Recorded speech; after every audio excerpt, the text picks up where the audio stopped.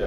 I was going to ask, you mentioned you just have to go prove that you've seen that specialist. They don't have to sign anything. Is that correct? Pretty much so, yeah. You have to go through the process of seeing them, present the paperwork, and again, if they don't, you'll want to document all the reasons and discuss that with them as well. Keep the documentation. In Nanaimo, we're having a hard time getting doctors to sign these papers. This whole thing is that refuse all the doctors in there to sign them. Yeah. Fund Clinic's one of them. Well, this is, and again, this is something else I wanted to mention. You know, for some people who live in small communities, a lot of people don't have the money to travel, and it's inconvenience to try to go outside the community to see doctors. So again, if you can't branch out further to other communities to look for doctors, which is pretty hard considering the situation that doctors, a lot of them aren't taking patients. Yes. Again, document that, send that in with your application, showing all the places you've tried, and keep a record. Whole clinics here that none of the doctors will sign this policy. Yes, what I'm saying is just to keep a record of that, and then send in your application without the signature, but at least you've seen X amount of or tried to. See, Health Canada is even bothering the doctors that do sign. Well, I'm aware of this, which is why we need to educate doctors more, and we still need to inundate them with applications to show. This leads into actually activism work. Well, this is why, because you have the right to use medical marijuana. Well, this is why doctors won't sign, because Health Canada is hassling them, and the College of Doctors and Surgeons is hassling the doctors too, telling them not to sign. Well then, when you have a meeting with your doctor, an appointment, discuss these things and write down what the doctor said, like I say, and then you add this all up, keep copies of this, and include that in a letter with your stuff when you send in your application, and explain that, because again, this will benefit you if you ever have to go to court. And now we have documentation. If enough people do this, the media will pick up on this, and then it becomes another problem for the government. There's a fellow in Kelowna that'll process that for $400 named Dr. Canberra. Now he won't give you a production permit because he doesn't trust people not to sell with their additional amounts on what they're permitted. But he'll look you over, and if you're legitimate, he'll definitely give you what you need for your card, for your exempt. Well, I've got mine. In the back, yes.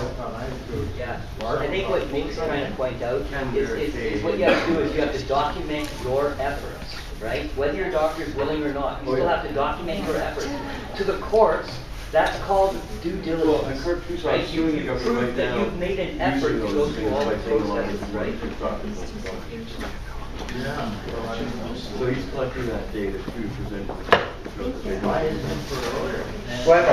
Yeah. I wanted to specifically address some of the concerns that you had there. It sounded like you were talking about the doctor's office at Workplace Mall.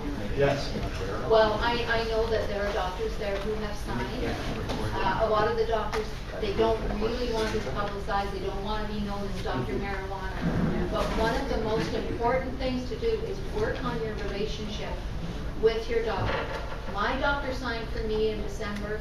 She had 2 other patients that she was researching the issue for, but because I had a relationship with her, she knew I was serious about my health and I would do my research. She signed for me in 5 minutes. These other people, it was taking them months for it to go through. But you need to show that you're taking responsibility for your health and just work on that relationship. But he said, don't tell anybody I signed, I'll never sign again, and I never signed for anything else before that. So, I mean, that's the only way I got mine.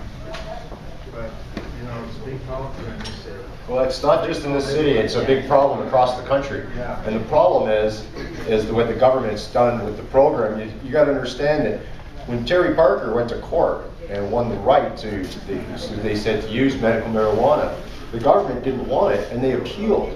They lost. So they've been dragged into this kicking and screaming. And now with a conservative government, the liberals wouldn't fix it. What makes you think the conservatives who want to bring in mandatory minimums are going to fix it? Absolutely not. And with that said, if this does go through, I think it's imperative that everybody send in an application. And we just swamp them. Really. It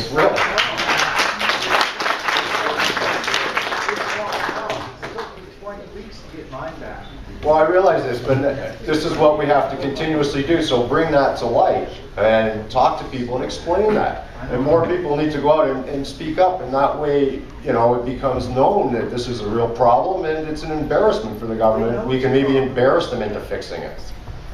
It usually is how it works. Is an application, though, not begging for permission to do something? So you're asking someone else to do something that's already fundamentally lawful? Why wouldn't you just set up a claim of rights?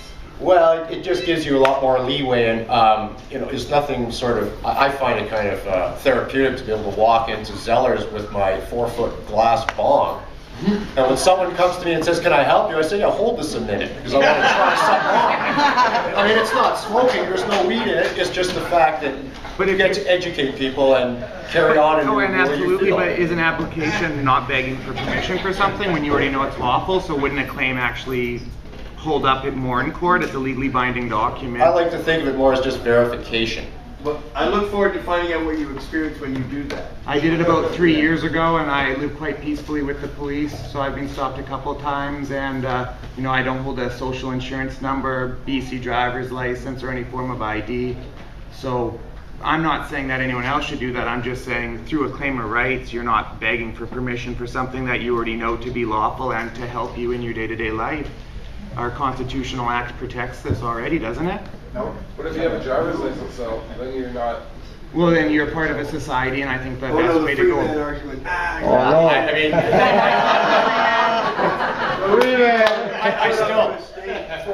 I don't really look at it as begging permission. I filled out my end of the paperwork.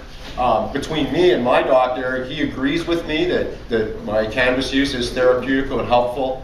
And I just sent in the paperwork to the government. Now, what they say is of no effect to me. I couldn't care less. But it does it makes my life a lot easier to have that permit, that I can call the cops up in my town and say, hey, I'm growing pot. Don't come kick my door down when I'm not home, because it's not necessary. You want to come over and check it out? Come over now. So I basically got them off balance by approaching them. They're not used to people coming up and saying, hey, how you doing? I'm growing weed at home. You know, so what you do is they don't really know how to respond to that, and now they're kind of off balance because, oh, well, I don't want to upset someone who's sick. They might have come back at me, and then there'd be a whole, you know, media problem.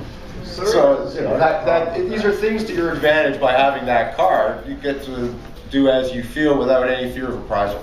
And actually knowing that now you could actually, like one thing the cops said to me when they were at my house, they said, oh gee, now we know you grow dope here. If you call us, we'll be here extra fast. And I said, so that's what it takes to get response from the police, you know, you have to go at your house. So, you know, and again, another thing I did was when I bought my home, I went around to all my neighbors and told them I'm